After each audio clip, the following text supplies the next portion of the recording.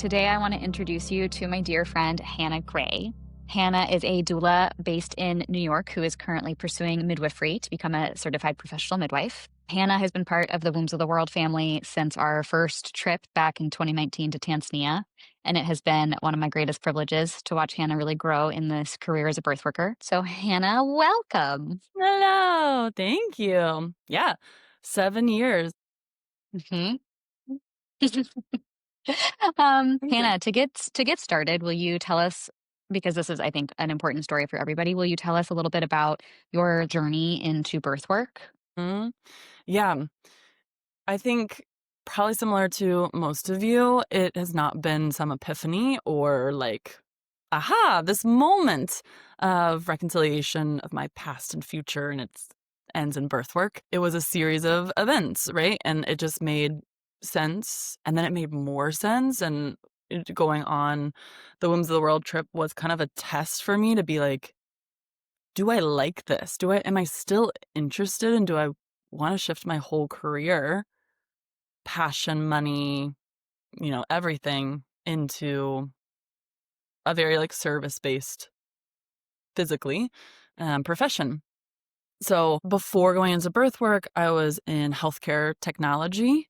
And part of that work was actually going to hospitals, the basements of hospitals, to sell a prior authorization product, right? We have multi-payer system in the States, which means that it's not always, for sure that something's going to get covered, whether it's a medication or a surgery or physical therapy. You need a doctor, someone to say that you need it, right? And written. But then at the backbone of this whole healthcare system is mainly women sitting in basements calling your insurance company, sending, faxing support information to get that coverage for you. So, like, thank you to all of those women and men that do that for us. Like, it is a thankless job and there's no windows in basements. But seeing that there's this big disconnect between what people need and what's actually being given, right? Someone might need a surgery, but the insurance says you need 6 weeks of physical therapy before you get a surgery. So in a way, it's like, hinders potentially what people need in an effort to make sure people actually need the big surgery. So it's been an overcorrection of power, but I think it started out as something good. Seeing that there was that gap, and then also hearing my friends' experiences of childbirth, what their expectations were, what their reality was. I'm like, there seems to be this other gap. And as I'm hearing this, I'm also falling in love. And I'm going, oh, this is why people want to have babies. This is really interesting. I didn't want to go back to school, right? I didn't want to go back to be a nurse. I didn't want to go back to be a midwife at the time. I was like, I'm done with school. I'm so grateful for it, but I'm done. And so I just got curious and I started hearing about this profession of a doula, which felt like a middle ground, right? Like it's a certification path. You can make it what you want. It's your own business, right? Like, Hmm. um, I don't have to have a boss other than clients. And we can talk more about like what does boundaries look like with clients, right? Because you want to please them and make the money and do the things, but also what's sustainable long term. And so I certified through Birth Arts International. And all that to say is like all of these certification programs, like there is no governing body of doulas. Thank God, right? Like there is no one that in the highest system, right, controls what we do.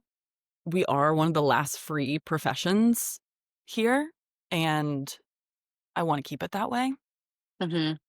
so that we can change and adapt to what people need and want, and also be able to be politically active without fearing our license taken away, right?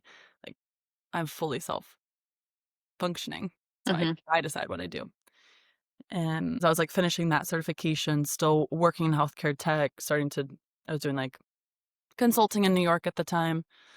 Went on the Swims of the World trip and met so like I was living in Ohio at the time, and I didn't have a big community of people that were doing birth work. What I was finding is a lot of like older women that were sitting a bit on a high tower telling people what they needed to do and not do in order to achieve their goals, and I don't like that style. When I think of my elders, I think of someone who's not telling me what to do. I'm thinking of someone who's sharing their experience through stories, through just their energy, and I'm learning by coexisting with them, right? And we went to Tanzania, and we're in a big house with, I think it was 10 of us, maybe 8 of us Mhm. together. And it was so, like, enriching to be with people that were also either currently doulas, doing it part-time, or not even calling themselves doulas yet, but were very much doing the work. There's so many people out in the world that wouldn't call themselves doulas, but are very much doing this work. The grandmothers, the friends, the aunties, the moms themselves that are shepherding and loving on young moms. And then I had quite a big opinion on, like, how our system works in the US, and one of the reasons I was really interested in Wombs of the World because I was like, there's gotta be other places that are doing it differently, better, maybe worse, I don't know. But I wanna learn from those places so I don't just learn under this guise of, "This is how it is, and this is how it works, and you need to, like, formulate and manipulate and scrouge to this bucket that we put you in." And so through the journey with Wombs of the World, I decided to go full-time as a doula, and super powerful to be on that, like, brink of launching myself into outer space a bit, right? It's, like, Yeah. scary to take it full-time. I see people take shorter routes and longer routes. All the while, though, like, you can call yourself a doula at any time. Well, I think that what you said earlier is important. Like there I even felt such resistance around certification because certification is completely made up. And I think that some people who are doing the work actively who are aunties, sisters, grandmothers, like, who are just women supporting women who have tools because they have lived experience. Like, I was just chatting with somebody else recently who has 7 kids, who has 7 home births. What kind of three-day weekend course can she take that's then gonna give her any more knowledge or authority over her own lived experience? And therefore, like, does certification matter? Is any hospital or mom going to be asking to see your certification? So then within that, what are barriers in certification? And so many of the other organizations require you to jump through very specific hoops, Yeah. like number of births, and you have to have moms sign off on it, which also is challenging because it's like you give so much at the birth, and then afterwards you're like, okay, can I make it about me now? And will you write me a letter of recommendation? And I just like, ugh, there's ickiness there for me as like a human. So then in more research that I've been doing in certification and in the current landscape, and I appreciate what you said that there's no governing body, and I also deeply appreciate that because no one is threatening us yet. No one is threatening us or like threatening to take our licenses away or anything like that. However, the next wave right now is insurance. And so that's a really interesting conversation that's coming up a lot on the back end with our team of like, how can Wombs of the World become a recognized organization to these insurance companies? And these insurance companies want us to jump through those hoops. They want our graduates to have to jump through the number of births and getting 9 different like 3 moms, 3 nurses, and 3 doctors to sign off on your competency. And it's the kind of thing that just makes me want to scream because again, that woman who has attended 100 births has never taken a training but is abundantly qualified, then she's going to have to pay to an organization a bunch of money to Yeah. then ask moms to like it's just Yeah. eh, No. so the knowledge belongs to all of us. Like this knowledge of tending to each other, and that's the other thing I love about doula work so much is that like this knowledge is so incredibly accessible and we're not making it anything up. I've been thinking about it so much as a remembering. Like we all have this. We all have this within us and some people are just like coming back to it and we're not asking for a lot here, just wanting to offer more support to human beings during really intense transitional moments and that work should be recognized. Yeah, there's, 2 threads there, like, the remembering, 100%. Whew, I feel like we lost it and, again, not everywhere in the world. Some have, like, really provided the portal to remember, especially in South American countries, indigenous countries. Whew, they've held strong through so much adversity, but held on to it. We lost it the past 100 years. Like, my mom didn't know this stuff. My Uh-huh. grandmother was having babies through the 40s and 50s. She had 9 children, and suddenly her last few children, they were like, "You need to come into the clinic and you're gonna get twilight sleep." Like, Yeah. what do you mean? She just had all these home births with her mother-in-law. Yeah. Exactly. And then the other part is the authority piece. So, like, in New York, Medicaid will cover doulas, but they want you to do, like, 5 prenatals, attend the birth, 2 postpartum, like, they have a structure for it. Cool. I do think that there's good intentions behind it, but then what it ends up being is how do you document those things? And then you're getting, like, $700 Mm, for that work, and you're not getting reimbursed for months later. mhm, Then there's these, like, private benefits like Carrot, Maven, Mila, that want you to have some type of certification like what you're explaining, and then they're putting that under scrutiny mhm, as well, and I get it, it's an effort to, like so that a parent doesn't just, like, grab $6,000 from their insurance and be like, "Yeah, yeah, I had a doula." I understand the heart behind it, but then it creates a lot of difficulty for the people who are trying to use the services to make a better birth for themselves, better life for themselves. mhm. And that's always been Yeah. the push-pull behind, Mhm. these gates. So, yeah, I hear you. I mean, like, I've never taken a postpartum certification, which means I can't get reimbursed through Carrot for clients anymore. Uh, So, yeah, like, I don't have those clients anymore. mm, yeah. It's an interesting landscape, and it's super fresh. It's super fresh that Yeah, it is the insurance has past year. been yeah, Mhm. yeah, has been reimbursing doulas, and it's different state to state, which makes it really complicated. It's worth saying too that, like, sometimes it's not worth tangoing with the beast, right? Like, we can be like, "Oh, I'm not getting reimbursed." Okay, then maybe you just do some pro bono clients that are on Medicaid, and then you have clients that are, like, feeding that bucket. So you don't even Totally. have to deal with the insurance piece. Mhm. So Mhm. there's ways around it, like, this is not, like, the only way by any Mhm. means, and it is a really new landscape, and I imagine it's gonna get tighter. Yep, exactly.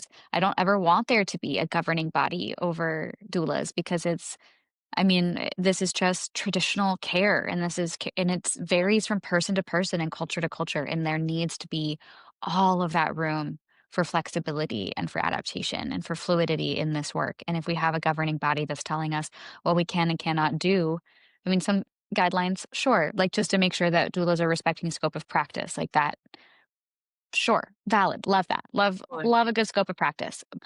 But once it starts getting overly regulated, that's just mirrors all the other ways that our bodies have been overly regulated Mm, yeah. and not remotely serving us as the individuals that we are. Yeah. Don't get caught up in the rules. Like, there's always a way through. It just may not look like playing the game, Mhm, right? Like, just get out of that game and you'll be like, "Oh, wait a minute. I'm speaking a whole different language. I'm doing a whole different thing. This mhm, doesn't actually totally apply to me." mhm, Because I see when we mentor doulas, we get really caught up in, like, or they get caught up in, like, the pieces and parts to things, and it's like, "But what are we actually doing? What's the long-term goal of this?" Because in 5 years, this landscape's gonna look totally different again, so mhm. don't worry about the game today. Yeah. Yeah, yeah, yeah. Well, so in terms of that, there's a few things, and I think, like, some games that we get caught up in. One is the burnout game. I think Yeah. that being on call as a doula is one of the most challenging parts and something that I have extreme admiration for you around. So I would love it, Hannah, if you could please explain to our viewers and listeners the way that you have structured your business as a doula to really promote your mental health and sustainability in the long term. Because, and take notes, people, this is one of the most successful doula partnerships I've ever heard about. Yeah, yeah. I started out as a solo doula and quickly saw that, and because New York is quite saturated with doulas and there's always room for more, like, again, we're playing a Yep. totally different game. When I'm interviewing, I'm like, I hope that you're talking to other people, right? When I'm interviewing with clients, I'm like, you should. This is someone who's gonna meet your child. Like, it is not a starvation mindset in this work. There needs to be Mhm. so much more. If it's not a Abundance. good fit for them, it wouldn't be a good fit for you, right? Mhm. Because it is your energy that you're giving, not just a hair clip that you're selling or a plant that you're selling, right? It is your body, it's your energy, it's your soul, it's everything. Mhm. And when someone says no to you, it is personal and it's not. It's not. Yeah, it's like they're because it's not about you. Exactly. It's personal, but it's not about you. And that's what's such an interesting like thing to wrap your mind around in this field. Yeah, I mean, I went from, like, selling products, right, and being like, my CEO didn't do it right," or, like, "The tech fucked up again," right, to being like, "I am Hannah, and I have this service," and they're going, "No, I think someone else," and I'm like, I go cry a bit, but okay.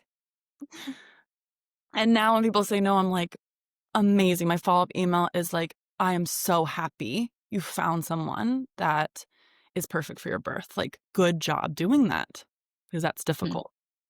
Yeah. Yeah. And people want to people please. Like that's something we should be applauding our clients for that they're taking time to interview, to meet people, to construct a birth theme that they're going to feel safest around. And like, and then that will also echo into when they're choosing their care provider. They're not going to let their care provider like trample all over them, or if they're uncomfortable, if the doctor says something that makes them like deeply unsatisfied with their experience, they're not going to stay with it, and then that's a story that they can tell somebody else, like, and that will plant that seed. I feel like this work is constantly planting seeds for people. But continue. Okay, so you were solo Right. doula, So as not a taking it personally, but taking it personally. Yeah, Hmm, hmm, and I quickly saw that, I'm listening for clients to be like, what they have questions on, what their needs are, and understanding the ones I can't fill, right? So when I first started out, didn't know anything about lactation, for example. And so again, what's lovely about this work is you get to decide your path. And for me, I was like, oh, I really want to be able to contribute to feeding these babies. And they have so many questions about it, and they have so many stories and myths and legends, right? And like, if it's gonna, they already predetermine if it's going to work for them or not. hmm, And so I took a lactation class. I started my career in March of 2020, right? And hmm. yeah, baller, right? Because I did have the tech background and I could make a website and just went for it. And especially in New York and other highly populated areas, their family couldn't visit. Their, you know, provider was like, maybe your partner can't be there. And I'm like, I will be there. I will do this. You will find me. We can do it together. Um, those first 6 months really set everything up, but it also showed me where my gaps were and how tired I was from being this, like, kind of soul support, and I think I was taking on too much also, but it's fun at the start of anything, like, you have the energy and the yes mindset. Hmm. And so I had moved to New York about 8 months before, and I'm like, "Okay, I'm doing a solo job now. I don't know anyone in New York, like, my support system is back in Ohio." So I was taking some classes on lactation, hypnobirthing, and while I'm in the class, if I, like, notice another woman that I'm like, "She seems really cool," I'm, like, messaging her, side chatting her, and being like, "Hey, you seem really interesting. You wanna be friends?" Yeah. And they'd be like, "Sure, yeah, yeah." And I literally created my own group chat of other newer doulas with a couple like elder doulas so that in this solo work, we could have check-ins to debrief, to share, even while in the birth, to like throw, I'm seeing this. Has anyone ever seen this? Any insights? So it didn't feel so like alone while Mhm. I was in a hospital room, a 10 by 10 room. Through that, um, start imagining like, what if there's a collective, there's a partnership, and like any partnership, you might have to go through a couple rounds of that to find the right person. It really is a marriage of business, especially when you're working one on one. And so my doula partner is Katie McVeigh. She's an IBCLC here in New York. She's amazing. Really has found lactation to be her passion. And so we both are really interested in creating systems so that we can do our job better. So we created, our own prenatals, etc. And before we ever like formally decided to be partners, we put up a Google Doc and we thought about all the things that could come up that would ruin our partnership. Mm, smart. And I would suggest this for a relationship or a marriage as well. We went, you overslept. You didn't go to the birth. What happens? Are we both Mhm. taking that on? Am I gonna throw you under the bus? Or that might be our reaction, right? Because it is personal work. Um, we have a stillbirth.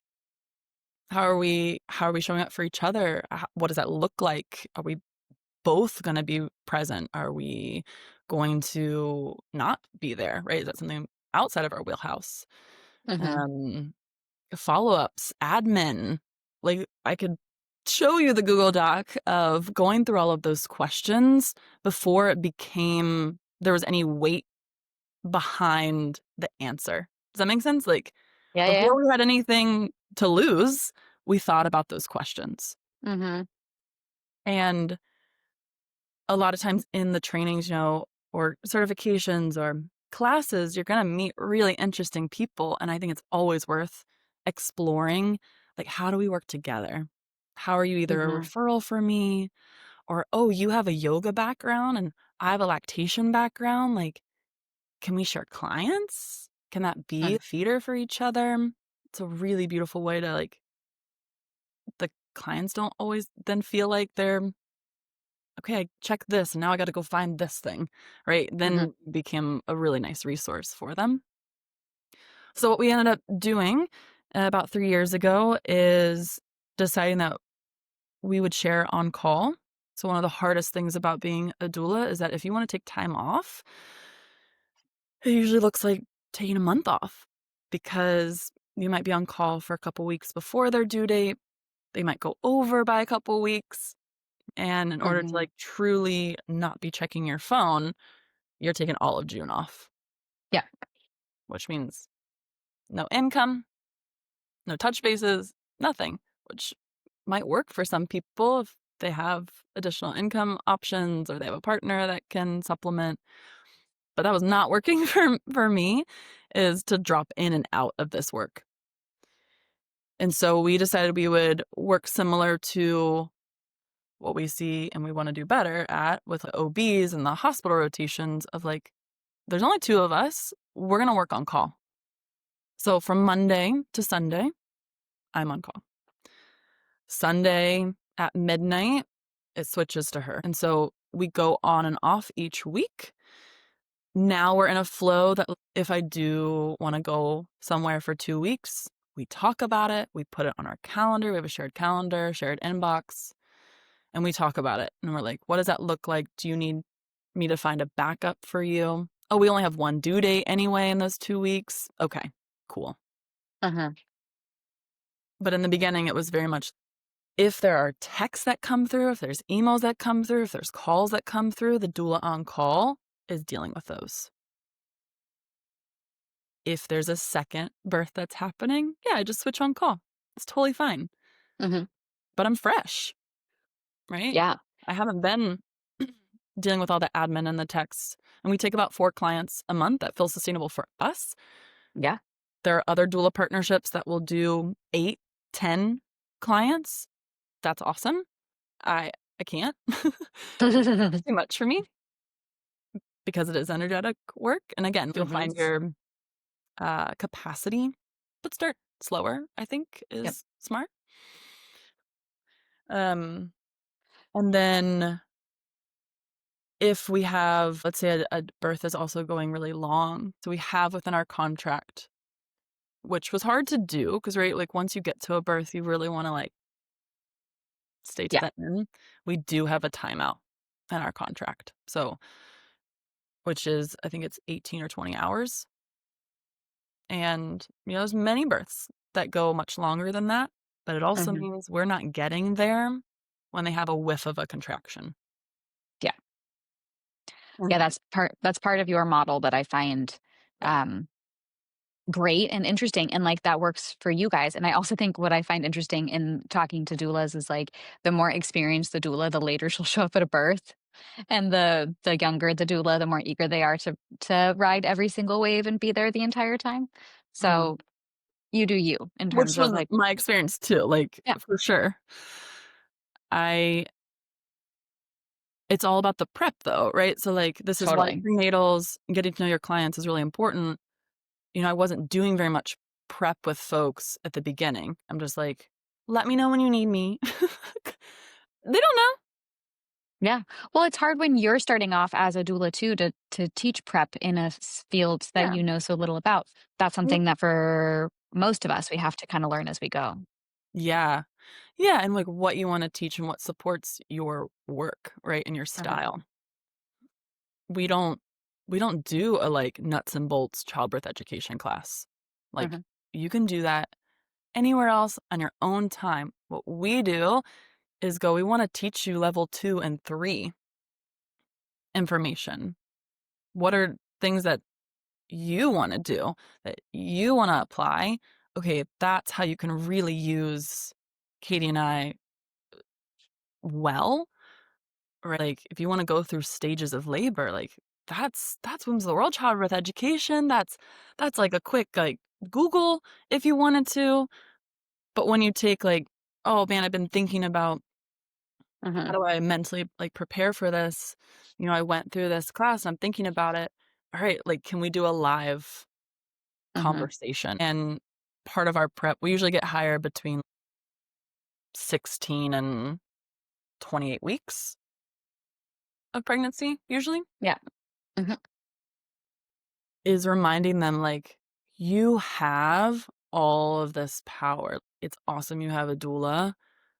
We're gonna be able to, like, kinda clear some blocks, but it's ultimately, like, you going through this, the empowerment part, Hmm.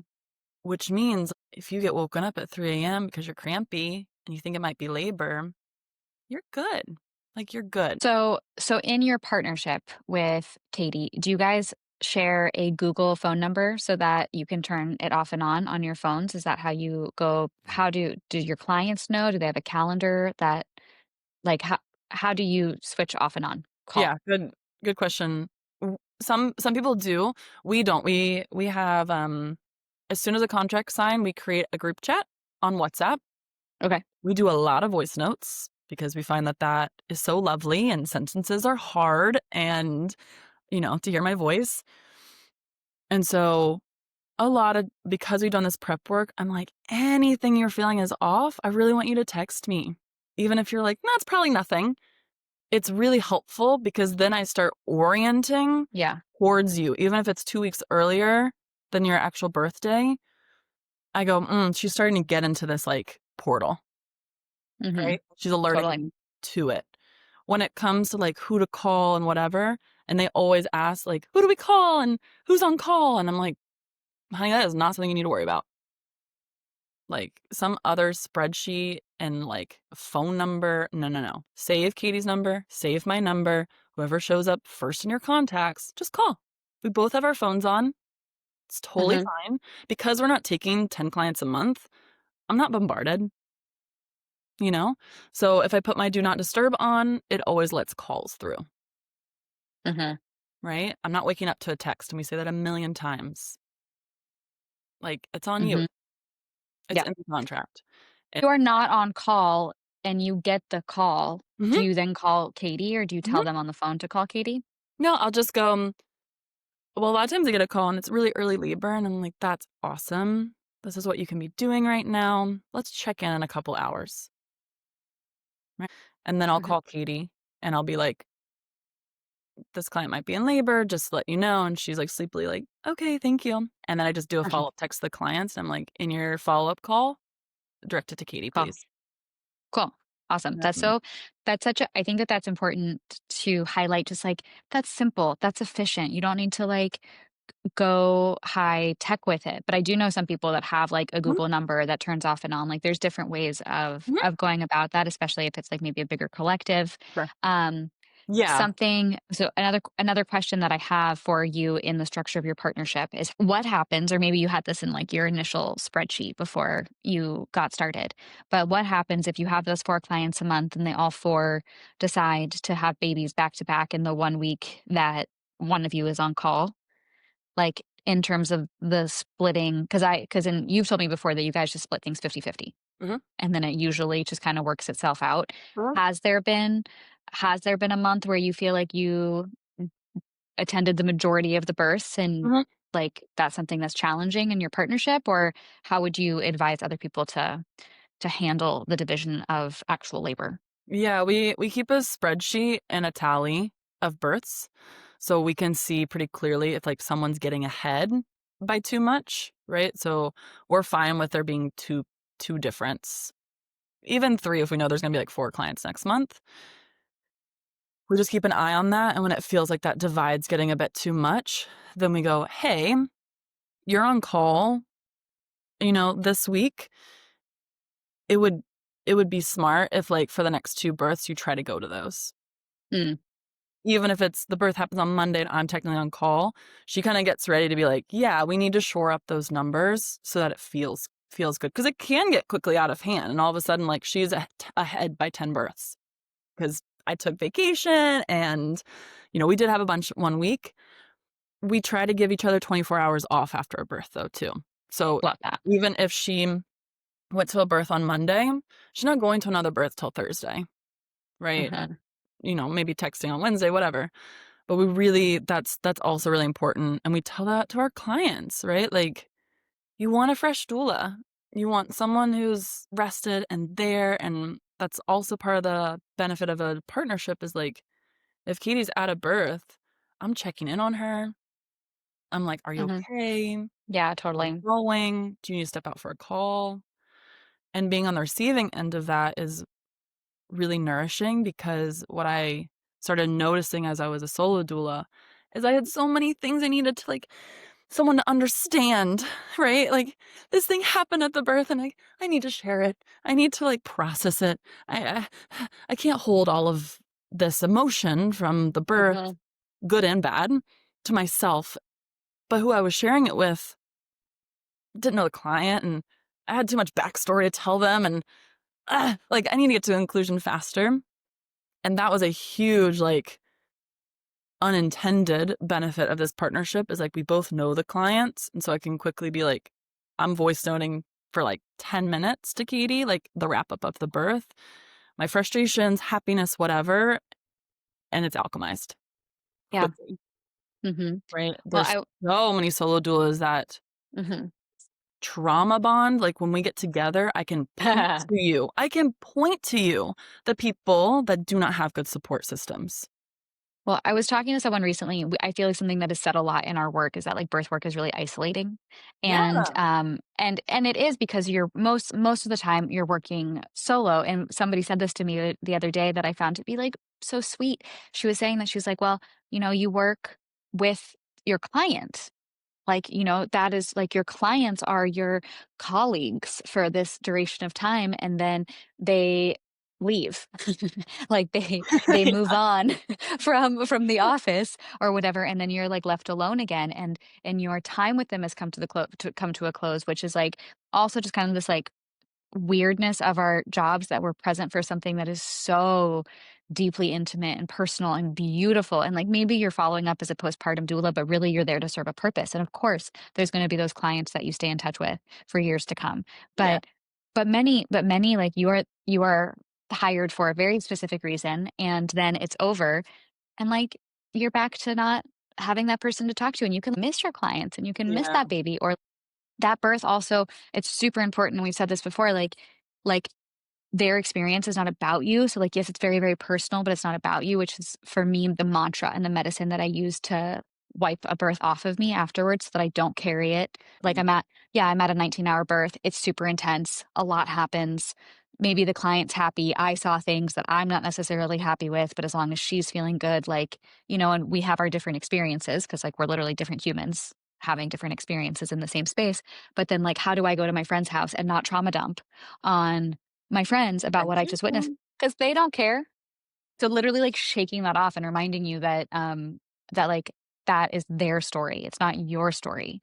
That you don't need to like carry that physically with you. And so having a partner such as, your actual partnership with Katie, somebody that you can debrief with that knows about the family. Like I do wish, and after seeing how successful, because you guys have been at this for years now, and like you're Mhm. consistent and you're traveling the world and you're able to do things and you're getting Yep. decent rest and like you're, of all the people I know, you're taking pretty good care of yourself. Mhm. Like I see also on the other spectrum, because I have doulas that come on trips with us all the time who are burnt out, who are exhausted, who are isolated, who are angry, who love the work, but they don't have any kind of sustainability within their model. And maybe they've been doing it for 10 years and they're just so exhausted. And coming on one of our trips is like the only time they've taken for themselves. And like what you were saying earlier, they had to take the whole month off, Yep. which is a sacrifice of money. And all of these layers. And so I wish, and my advice to you, doula, is try to find your partner as soon as possible because it's just going to help you take this so much further than if you go about it solo. And it helps you create community. And that's something else that you do a good job with. You do like, I don't know what you call it, babies at the park, moms at the park. Yeah, we do monthly meetups with our clients, Mhm. and it's a time for like Katie and I to connect. You know, as we've gotten like more efficient, we don't always like meet up every week. We used to, right? To Mhm. like flesh things out. And we were newer doulas and just we're excited. And now Mhm. it's like, okay, we have these monthly meetups and clients that are a year postpartum, freshly pregnant, right? 40 weeks. And they're like, hey, I'm on maternity leave. I don't know what to do. They come through and chat with like other clients. We bring, some, a hand pump and a rebozo and a baby wearing wrap, right? So wherever the Mhm. conversation leads, if it's nice weather, we're definitely out in the parks. If it's not, then we find like a bar that doesn't play too loud of a music. And yeah, we just share. We like set the time. And Mhm. somehow, even if people never show up, it's like reassuring that they can. I highly encourage you to create a community offering because solid chance the perinatal people of your community are craving something, are craving to be seen, are craving to be heard. And there's not a lot of activities, especially in cities, for moms and infants. That's few and far between. So if you as a doula, like that's something that's completely within your practice to do to create a monthly meetup or a weekly meetup, whether that's at your local church or your rec center or a yoga studio or the park or a bar. Like it's not, you Those are don't the need to expressions. yeah, Yep. you don't need to overcomplicate it. You just need to put it out there and like maybe nobody comes that week, but maybe one week you have 12 moms and 12 babies come and they're sharing stories and they're swapping breastfeeding journeys and somebody has a stroller that their baby outgrew and you're like swapping this stuff. And then you as doula, you get to sit back and be like, I did this. Yeah. Y'all are my babies. That's the best. Yeah, I started doing open office hours. Again, what if your plan is to be a doula for a long time, there's no way that overextending yourself is going to be sustainable, right? So like Uh-huh. I have the park meetups that are by my house. I don't Totally. care if I have Manhattan clients because next year I'm going to be so tired of going to Manhattan, right? Mhm. Like on the train for an hour. Mm-mm. Mm-mm. Same thing with like my office hours. It's a coffee shop around the corner that's really sweet and chill. And yeah, it is for my neighborhood moms because this is a neighborhood that I want to be in, right? And if you're from a smaller town and there's really only one coffee shop or two coffee shops, or maybe your home can be open and that Mhm. feels good to you. Mhm. You know, there's the business side of this and then there's the heart side of this and like Totally. what's going to feed your soul long term and your pockets. Mhm. And I really think both of those can coexist if you think about the sustainability of those Yep. first. Totally. I really do not believe in competition in this space because babies are being born constantly all the time. Like there's never going to be a shortage, never going to be a shortage of, well, not in this lifetime. I don't think we're going to have a shortage of people giving birth, but we need to get in the headspace that we're like we're all worthy and that there's like the right clients for us. And so sometimes what that means, like in New York, people are familiar like with doulas. That's not a market that you need to carve out for yourself, but you might be in a place where you're the only doula and nobody knows what a doula is. And so that's where creating a community Yeah. postpartum support group, a lactation support group, a pregnancy meetup group, community baby showers.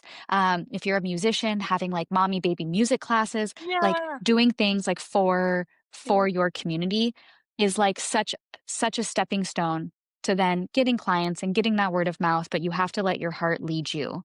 So Hannah, I am curious as to your thoughts and feedback on the idea of us valuing ourselves and getting paid for this work. Yes. Yeah, the monetary exchange and maybe even reframing it from like what you're paid versus not paid is just like what's the exchange? Because part of the sustainability of this work is not building resentment for getting up in the middle of the night and being at a birth 24 hours. What's going to feel good for you?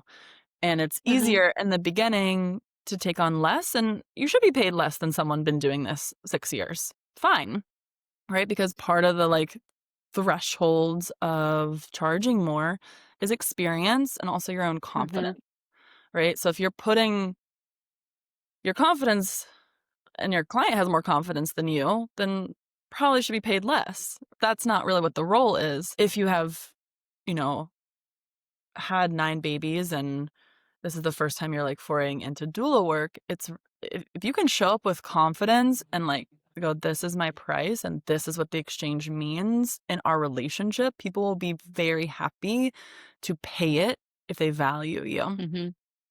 Totally. If you're also going, this is my price, but like, like we're just gonna like work together and I'll be at your birth and right, this little like feeling to it, they're not Mhm. gonna want to pay that, right? It's like that doesn't it's like okay, it sounds like you're my friend, and the exchange could be like $100 for Mhm. experience. And so within, there should always be this like initial interview. You're interviewing the client too. Again, it's an energetic exchange for you. You know, if you're doing this full time, of course, there's going to be some clients you're not 100% aligned with because you do need the monetary exchange and like you are willing for there to be some incongruencies in the care. That's going to happen. That's totally fine, especially as you find your voice and you find your vibe and who you work best with. You can look at a lot of like tiers.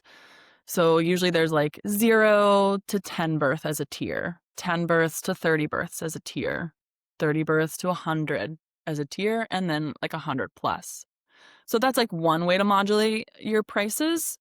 The other way is if you have additional um, ex- expertise or things that you can bring to the table, right? So let's say you were a yoga instructor before, or you did IT tech before. But believe it or not, like that's a skill set, which means you're going to be pretty organized and pretty able to like help shepherd them through the path. It's a very different doula than someone who was an actor before or a type B, like, we're just going to like show up and vibe every time we meet up. That's a different client too, right? And then you also have like what you're working towards. Yeah, what you're working towards currently. So if I'm booking someone right now for July and I'm going to finish my lactation certification tomorrow, then I'm charging that client as if I have the experience that I'm gonna get in the next 5 months. So you don't wanna be Totally. charging what you're worth today. What are you gonna be worth in 6 months, right? You might Mhm. have 20 more Well, births by then too. totally. Mhm. I like the tiers. I feel like even like 0 to 3 births, like, kind of breaking Very the good. ice for yourself, and then the 3 to 10, and then, is a great way to look at it, and what I had been advised when I got started was to never do a birth for free, but there should always be No. some kind of exchange, even if someone cannot afford it in the monetary sense, like, there's always some kind of exchange that can happen because I love what you said earlier. It's like about avoiding resentment. And there have been births that I've been at where I'm not getting paid nearly my worth. And we're on hour 17 and I'm exhausted, but I'm still bringing everything I have to the space. And I have that, like, I have this moment of down of like, and I'm not even getting paid for this. And that's not a good feeling to have. And what I always say to anybody, because again, wombs of the world, I talk to doulas all the time. And so this is a regular conversation that comes up. One of them is you would pay your therapist, you would pay your massage therapist, you would pay your babysitter, you would pay all these other people without second thought. Those are just because those have been like established jobs, and just because the role of the birth worker and the doula is still relatively new to the scene, despite it being completely ancient, that doesn't mean that you don't have skill sets and value that you're bringing to the space in the same way that a massage therapist or a yoga instructor or all these other people would absolutely be getting paid for their services. Yes, and if you're someone who wants to take a range of financially capable clients, then you can do like, we offer a sliding scale for specific folks, right? So, BIPOC folks, home birthing, um, I do not go look at your finances. You put yourself on this scale, but I still have a minimum. That feels good to you. Yes, that still feels Yeah. good to me. So if you're putting yourself on the minimum, I'm still happy that you determine that and you feel happy that you were able to work with me and we can find a way through that feels equanimous and joyful, honestly. Right? There's no like from the get-go annoyed that you have to pay me all this money. Mhm. But I do feel as though this is one of the hardest parts of this Yeah, work is it does. finding financial stability, obviously. Yeah. Like it truly is. And so, do you have any tips, tricks, wisdom to share? Yes. One thing that I did and a lot of freelancers will do this too is just write up like who your ideal client looks like. Most of us in this work are Mhm. pretty people pleasing. So like when I'm in front of someone, I'm like, happy to be with you and like modulating and vibing off of that. I might come away from the conversation and be like, maybe, right? But if I can look back at like a paragraph that I wrote of like what would be my ideal exchange with a client and what their family structure looks like and what their birth vision looks like, and I feel really excited to join that vision, and I feel like I can add a lot of value, not save them. That's not the role of this doula. Mhm. No, we're not saving 100%. anyone. Like you're not a hero, and we don't like you never even want to be on that triangle of hero, victim, villain. Because if someone's the hero, then someone's got to play the victim. And is that your client? Uh, And a lot of doulas put themselves up on that platter of, I will help you. I will help you create that vision. Like the client needs to have the vision. yeah. The yeah, yeah. The other thing I found that was very, very helpful was in a in the first touch point not being the interview for the family. Whether that's a website or an Instagram page, you're usually not getting clients through social media. I have a doula page really just as a like, pulse check that people know I'm a real person. Yeah.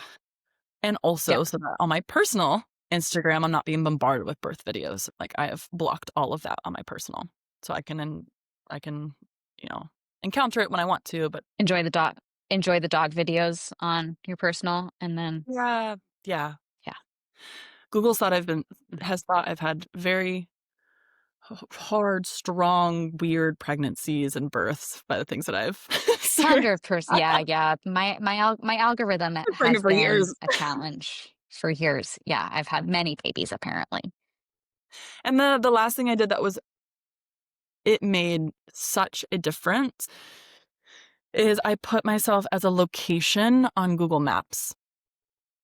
Huge, Um, huge tip. so that people and I had this in my contract even that it would feel very good as part of our exchange for them to leave a review. I say that from the beginning. I don't care if it's like a star rating or you have, a whole story to post.